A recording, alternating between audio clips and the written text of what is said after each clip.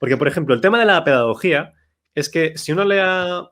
yo, por ejemplo, cuando tengo leído alguna cosilla sobre el tema de causistas, es que llegan a decir que son contrarios a la revolución.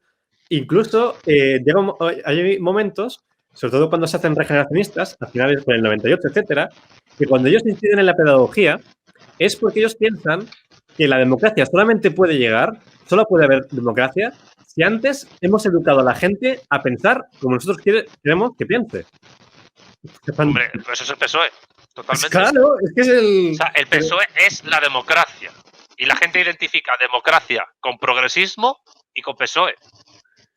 Por eso hay mucha gente que todavía salva de la quema al PSOE diciendo, bueno, son socialliberales, han traicionado a la izquierda. No, no han traicionado a nadie. Siempre han sido así. Pasa que tú y no te has dado cuenta. Pero el PSOE siempre ha sido así. Solo se siente traicionado el que piensa que alguien siempre ha estado con él. Pero hay que ser idiota para pensar que el PSOE siempre ha estado contigo.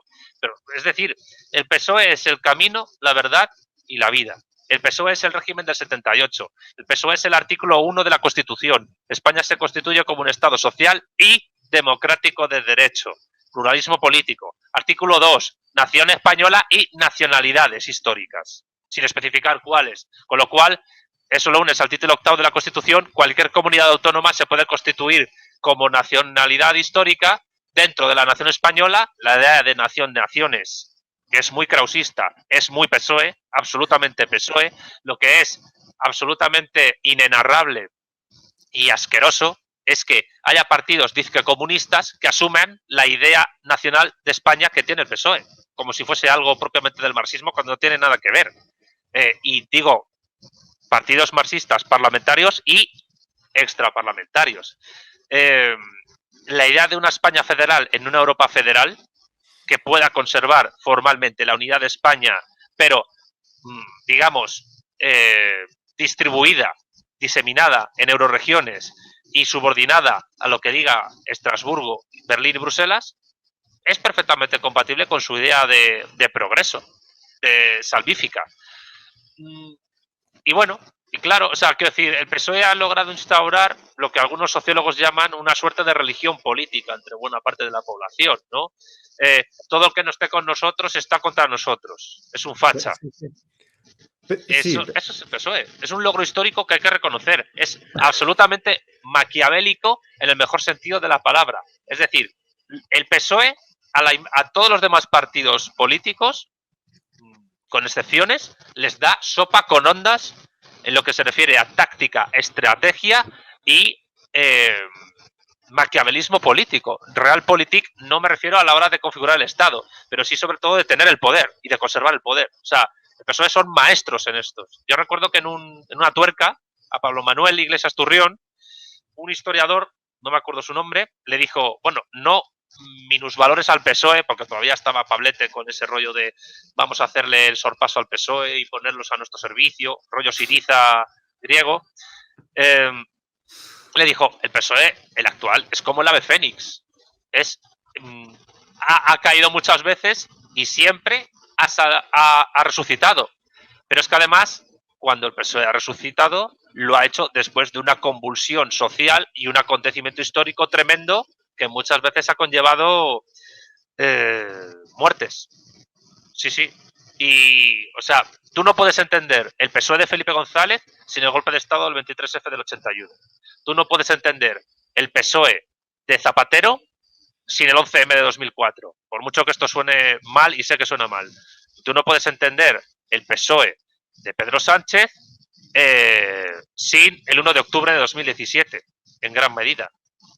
Y sin otro cierto tipo de acontecimientos. O sea, el PSOE es un partido que en lo que a táctica y estrategia política no le tiembla el pulso en absoluto para, no voy a decir provocar, ¿vale? Pero sí aprovechar cualquier coyuntura para tomar el poder político de una manera bastante determinante. Y el resto de partidos están totalmente fuera de onda en lo que respecta a lo que el PSOE actual hace, porque es para quitarse el sombrero, es verdad, es de maestros de política y de politiquera absoluta. Lo del PSOE es maquiavélico. Pero es que también, por ejemplo, es que me has hablado de Pablo Iglesias y todo, madre mía. Pero es que bueno. Es un subproducto del PSOE. ¿Qué es Podemos? Podemos es un homúnculo del PSOE. Eso es Podemos. Un homúnculo. Tú usas mucho el tema de izquierda indefinida. Yo años antes de conocer toda esta historia de la izquierda indefinida, ¿sabes qué término usaba? Los hijos de Zapatero. Es lo mismo. Sí, pero bueno. Pero vamos, se llevan muy bien con Zapatero. Pero si es que hasta la revista Contexto ha propuesto un gobierno de concentración nacional gobernado por Zapatero. A ver, pero, sí. A ver, o sea, tócate los cojones. O sea, una revista antisistema, que yo no sé contra qué sistema están. Contra el sistema nervioso central, contra el sistema de alcantarillado de Parla, o no sé, contra el sistema métrico decimal. No sé contra qué sistema están. Pero que se llaman marxistas y tal. Defendiendo un gobierno de concentración nacional contra el fascismo y la extrema derecha, o sea, Vox, que es liberal conservador, y el PP, que es, pues no sé, la verdad, cada vez lo tengo menos claro lo que es el Partido Popular, pretenden que Zapatero vuelva a gobernar. Es que es impresionante. Pero o sea, es que, ridículo. no sé, es que lo de Zapatero es que para mí está novio, pero bueno. Yo, por ejemplo, lo que quería incidir es el tema de que, en relativo a lo de Pablo Iglesias, es que yo creo que se le sobreestimó o es que hizo cálculos muy malos, porque en política tienes que saber quién es tu enemigo y contra quién compites, etcétera, y se pensaban que jugando a la izquierda iban a ganarle al PSOE por la izquierda. Y es que esto, bueno, pero en fin, yo lo que quería ir, por ejemplo, es el tema de que el PSOE no es que sea franquista por continuismo, sino que recicla mucho franquismo. Y si te fijas, en lo que basan su poder, cosas que has descrito, es tal cual Franco, en tener a la gente traumatizada, pensando que la alternativa a ellos es el caos, pensando que el país era un desastre hasta que llegó él. Sí. La gente vivía en taparrabos. La gente comía carne cruda y no se daban cubiertos. Es que yo conozco gente votante del PSOE de toda la vida que literalmente piensan algo parecido. O sea, antes del PSOE, todo esto era un páramo. Todo esto era un páramo antes de que llegara Felipe González. Sí. Pues eso, yo creo que... Lo que has dicho del enemigo de Pablo Iglesias, pero vamos a ver, pero que se llama Pablo Iglesias, que sus padres le llamaron así después de ir al cementerio donde está Pablo Iglesias enterrado, el del PSOE histórico, que es que es un maldito homúnculo del PSOE que quiso ir a por lana y comerse al PSOE y salió trasquilado. Y que ahora lo único que le queda es fastidiar hasta que le den las largas o lo que sea. Y ya el PSOE se encargará de buscar un partido a la izquierda de Podemos para que le reste votos y luego ya ellos recuperarán a todo el mundo porque son la casa común de la izquierda. Pues es que, mira, vamos a ver. Está diciendo uno que no estoy dejando títere por cabeza. Con cabeza. La propia Izquierda Unida. ¿Por qué surge? Por el fracaso histórico del PC en las elecciones de 1982. Entre 1982 y 1986, el PC se ve, porque no podía ser de otra manera, completamente desbordado por una situación nueva política en la cual está completamente fuera de juego. ¿Y qué se le ocurre hacer al PC? Montar Izquierda Unida. Que es que ya el propio nombre es una puta mierda. Vamos a ver, Izquierda Unida, ¿para qué vas a unir a la izquierda si ya está el PSOE que une a la izquierda en la práctica? Por eso en el 86 la campaña electoral del PSOE tenía imágenes de Rafael Alberti al lado de Felipe González. Rafael Alberti, que era un icono de la lucha antifranquista y del PC, utilizado por el PSOE en una campaña electoral. ¿Por qué? Porque, primero, como dice Bueno, la unidad de la izquierda es una idea estúpida. No se puede unir. No se puede unir a un comunista con un socialdemócrata a no ser que uno de ellos pierda sus perfiles ideológicos. Y en segundo lugar, es que somos la izquierda porque el PSOE es socialliberal o es facha o no sé qué. Pero ¿tú te crees que al PSOE eso le afecta? Si es que le da igual. El PSOE, ¿sabes qué es? Tú ves Los Simpson. Sí. Es la Stacy Malibu. Es la muñeca Stacy Malibu. Llega Lisa, que es una podemita, y crea Lisa Corazón de León para luchar contra el heteropatriarcado capitalista, y resulta que llega el PSOE, que es la Stacy Malibu, le pone un sombrero nuevo, que es Pedro Sánchez, y ya está. y ya está. Eso es el PSOE, la Stacey Malibu. Un Sí, pero producto político perfecto, hasta por el nombre, Partido Socialista Obrero Español. Todavía hay gente en España que se piensa que el PSOE va a construir el socialismo. Gente mayor. Madre mía, es que el enemigo de los materialistas, de los marxistas, fundamental es el PSOE. El enemigo fundamental es el PSOE. Y hasta que la gente no se dé cuenta de eso, porque están en un PSOE state of mind, y criticar al PSOE para compararlo con el franquismo, te dicen, que eres franquista. Es otra vez el gag de los Simpsons, ¿no? Está Kennedy en el barco y dice, yo también soy berlinés. Y está detrás el abuelo, dice, es un nazi, vamos a por él. Y lo matan. Pues eso hace la gente. Eso hace la gente. O sea, la gente, pues bueno, pues cuando surja otra coyuntura, pues Stacey Malibu pondrá a otro candidato o candidata o candidate oportuno, ganará las elecciones y luego la gente se preguntará, ¿pero qué ha pasado? No sé qué. Y ya está. Y bueno, en algún momento esto acabará, porque la segunda ley de la termodinámica también la sufrirá el PSOE. Pero mientras ocurre...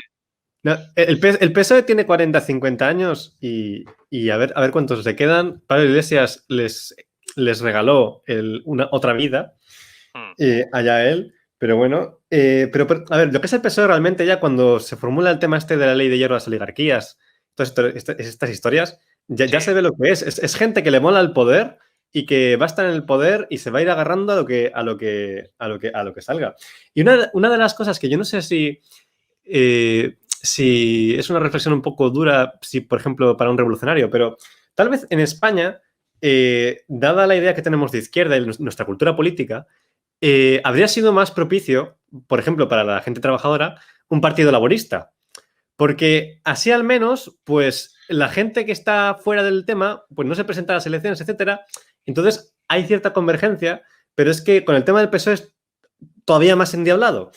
Y entonces esto es una cosa que en la crisis de la restauración se frustró porque hubo ahí una atomización política muy compleja y el PSOE pasó de ser un partido muy minoritario a crecer, porque se dieron unas relaciones ahí de fuerza, unas dinámicas muy complejas, pero bueno, pero es que eso es para estudiarlo bien, porque lo del PSOE es que es un...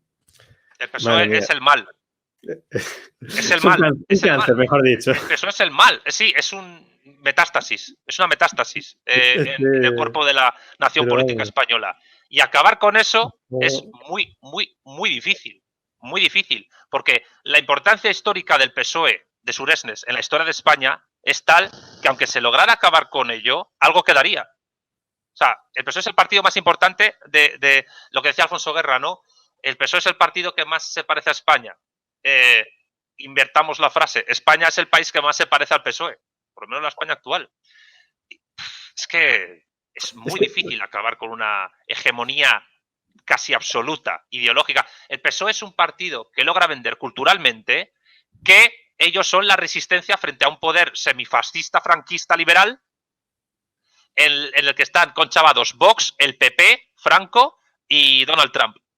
Mientras ellos dominan todas las esferas de la producción cultural, artística, pedagógica, educativa y económico-mediática de la sociedad española. Es decir, la gente que va, o sea, todos los, voy a utilizar una palabra argentina, todos los chetos progres que van a los Goya y que van de antisistema y de rebeldes, son pura oligarquía española cultural. Es puro poder. Puro poder, pero es un poder que se vende a sí mismo como contrapoder. Es que es la locura más absoluta, es esquizofrenia. Y hay gente que se lo cree, y hay gente que ve, yo qué sé, ve a la mujer de Pedro Sánchez pegando saltitos en el 8M, diciendo antifascista y feminista, y se creen que la mujer del presidente del gobierno, una señora que da clases en posgrados sin haber acabado lo que tenía que acabar a nivel académico para poder dar clases, es antisistema.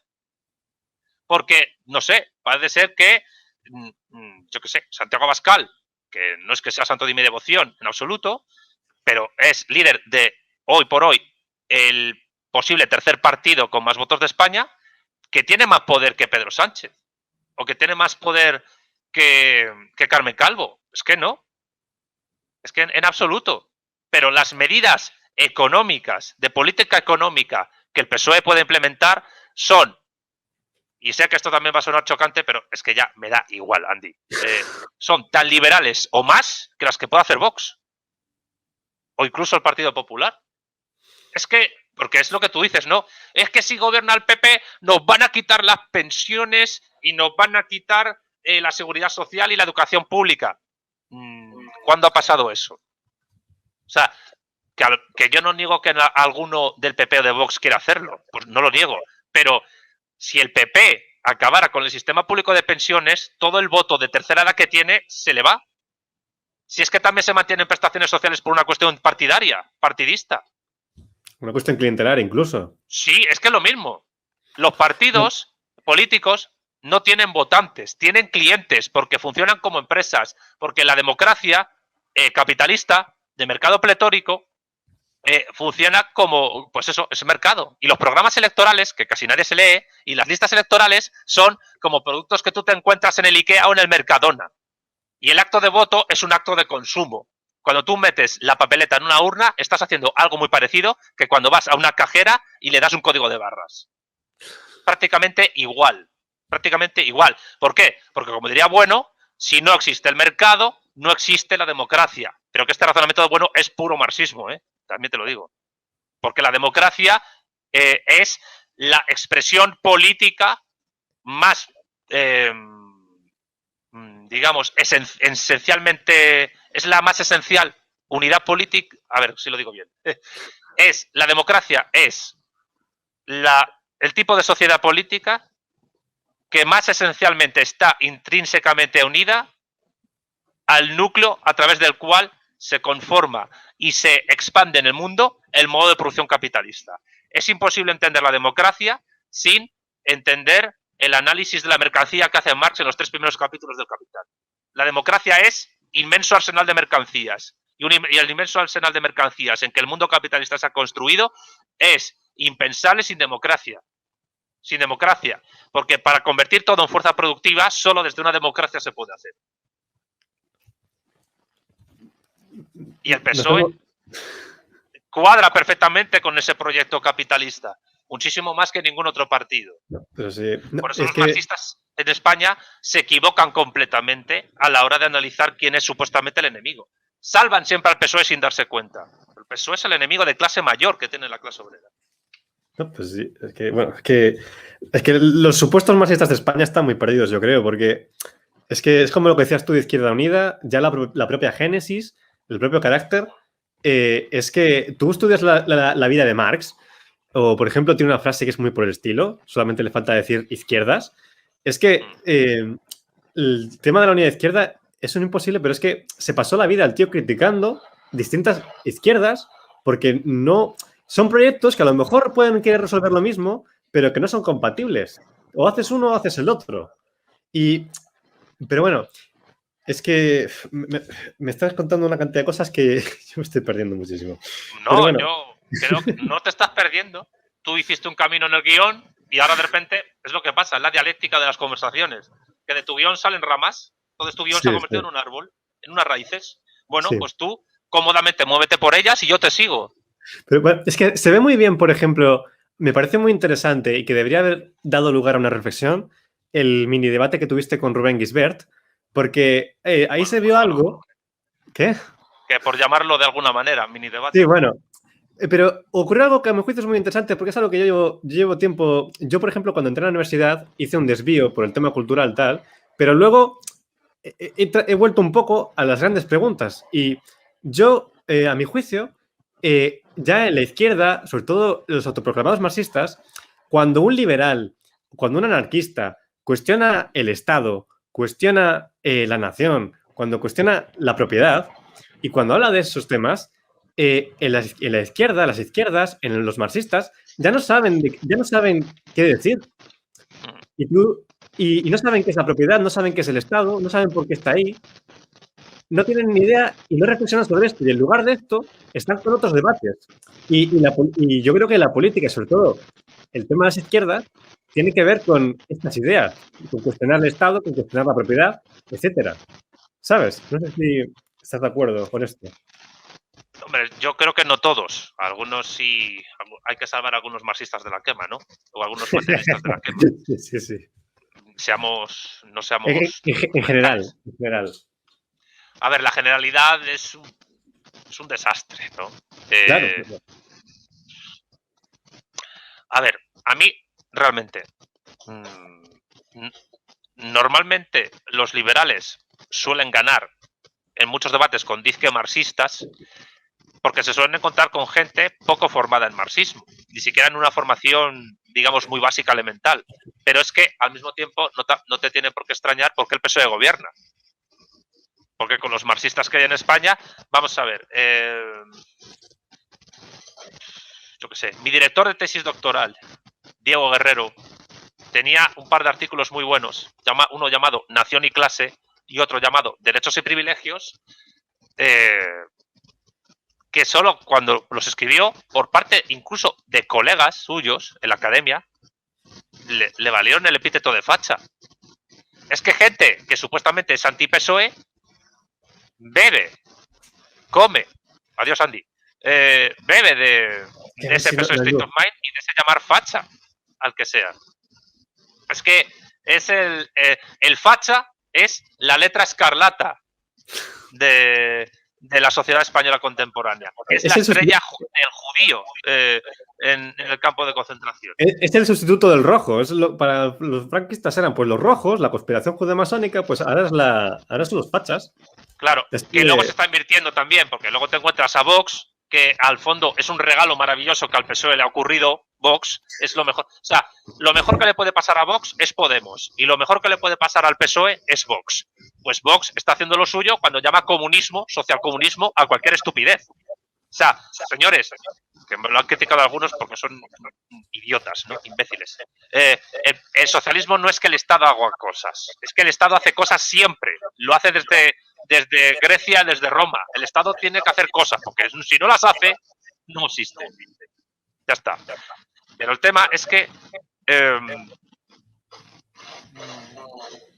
Vox está utilizando socialista o comunista como insulto y llega a decir, pues yo qué sé, que la ONU es comunista, que Joe Biden es comunista, que es tan absurdo como decir que Donald Trump es fascista o que, yo qué sé, que Feijóo es fascista. Madre mía, que es el mayor galleguista que ha tenido Galicia en muchos años. Fraga, otro gran galleguista. Hay una... Comunismo y fascismo se han convertido en clichés utilizados para espantar señoras mayores y no tan mayores y ganar elecciones, evidentemente. Y para justificación de la democracia también. Es decir, que creo que aquí hay que ser justos y decir que el facha también es el gobierno social comunista que es prácticamente extensible, pues yo qué sé. O sea, de verdad, gente que me diga que el proyecto, el intento de construcción de una suerte de oligarquía apátrida capitalista por parte de determinados grupos financieros es un proyecto comunista, es que es ridículo. Ridículo. Y te encuentras en Libertad Digital artículos donde afirman que Bill Gates es socialista por lo de la Agenda 2030. No, señores, la Agenda 2030 no es socialista, ni comunista, ni nada. Es una cosa de la ONU para tratar de, desde unos parámetros liberal-kantianos, mejorar las formas de vida del llamado sur global, pero quitando cosas al norte global a nivel social y tecnológico. Pero vamos, que es un proyecto de globalizador capitalista como el que más. Pero eso es tan ridículo como lo otro.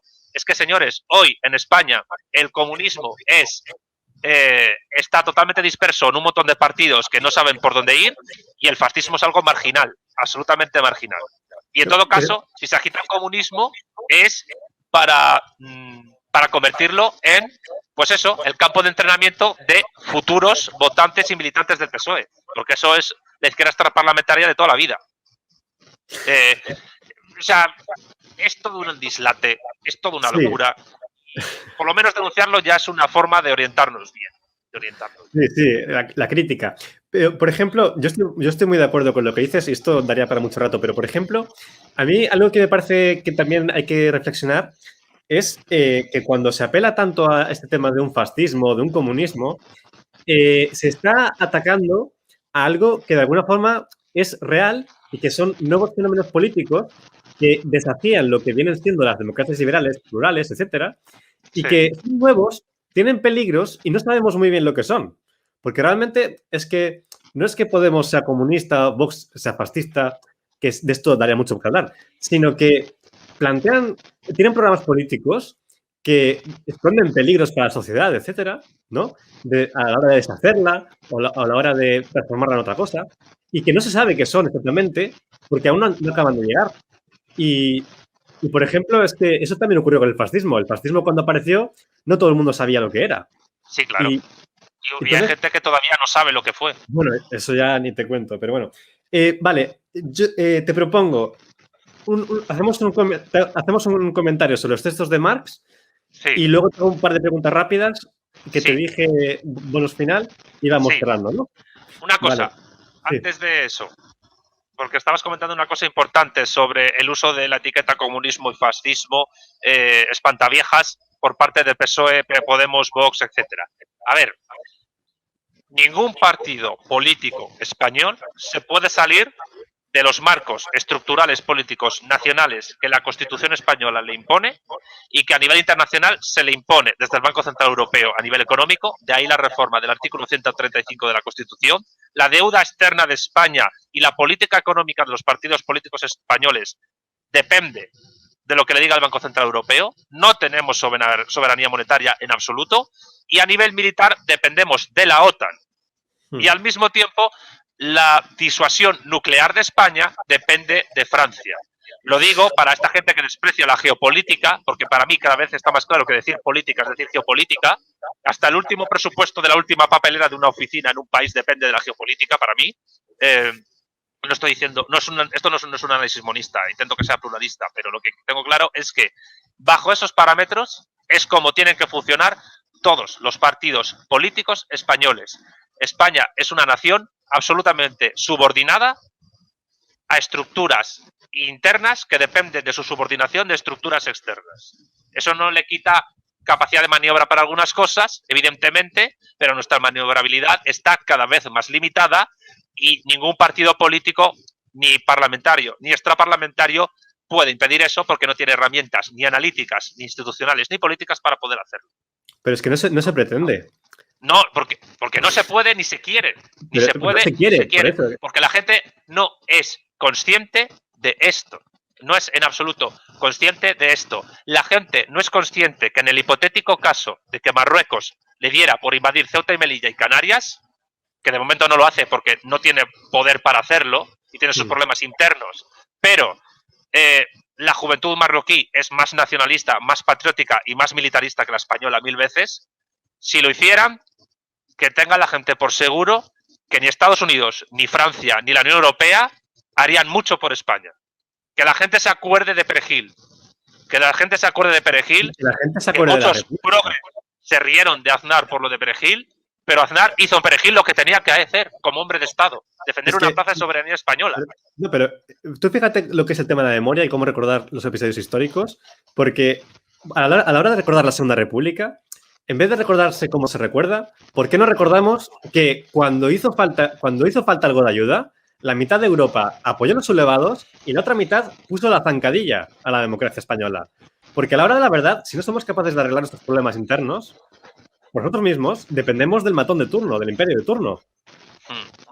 Sí, el problema es que las clases dominantes españolas, yo creo que tú estás bien orientado para analizar esto, desde, digamos, mediados del siglo XIX hasta la actualidad, por no ir más lejos, siempre se han peleado por elegir al primo de zumosol extranjero que les proteja y les salve. Claro, sí, sí. Sean Inglaterra, Francia, Alemania, Estados Unidos o incluso Rusia. Es que sí. Te cuento una cosa. Hay una cosa que se explica muy mal, por ejemplo, el desastre del 98, y es por qué es tan importante y por qué fue tan impresionante para la gente que lo vivió.